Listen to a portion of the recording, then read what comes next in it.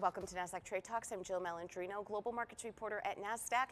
Joining me at the Market Site studio, we have Phil Mackintosh, chief economist at Nasdaq, and we are going to take a deeper dive into the inflationary data to see what's going up, what's going down, and how we're arriving to that headline number. We'll also take a look at jobs data as well. And Phil, before we get into the inflation reading that we saw this morning, what were your thoughts around the jobs data?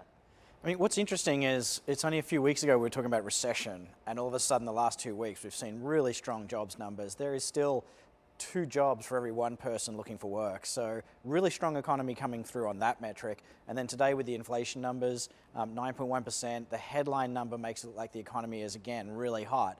And so the bond markets have been sort of, I guess, in flux, but also reacting pretty strongly to all this news about whether we might be slowing down and having a recession or speeding up because of all of the demand and the stimulus and the war.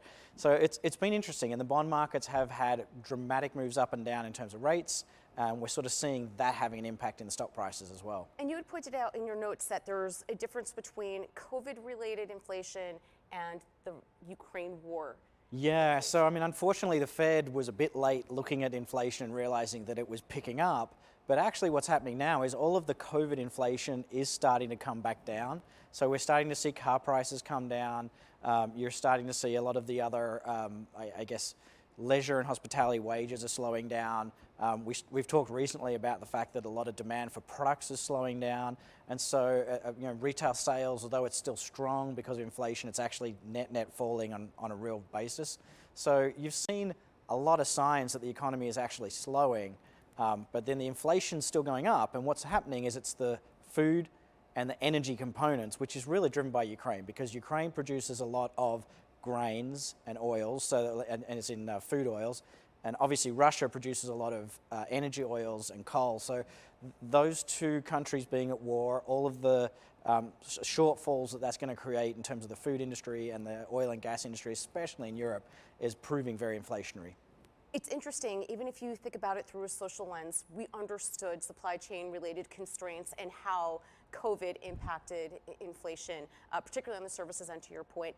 But when you think of the Ukraine war inflation, it just seems to, everybody is feeling that. Not everyone had the opportunity to go on vacation, but when food and gas prices are just exponentially more than they were last year, to the point that, you know what, people perhaps aren't going to buy that home because they've just been priced out because they have to afford month-to-month expenses, or rates have moved up to where they just can't afford a monthly payment. So it seems as if what we've experienced with this inflationary period is much more unacceptable than the other one, if that makes sense. Yeah, and it's definitely harder to control. There's Right. not really much the Fed can do to stop us from needing to drive our cars to work and spending on gasoline.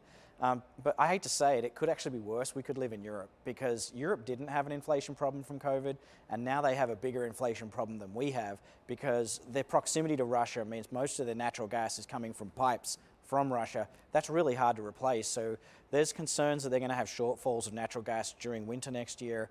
That could make people's houses a lot colder. It could shut down factories before they get to fire up coal-fired power stations.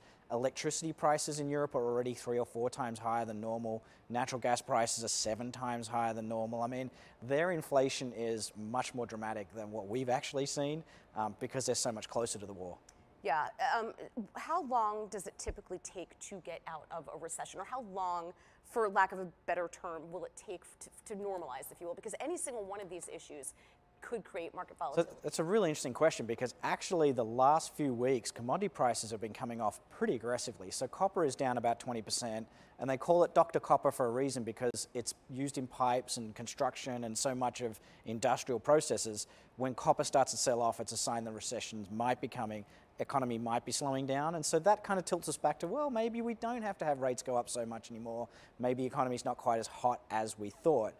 So there's a feeling when you look at economists and their forecasts that the inflation will start to come down pretty quickly, because a lot of commodities, agricultural, even some of the energy prices, oil's back down around $100, not $125. So eventually that's going to feed through into pump prices, and it's actually going to be deflationary.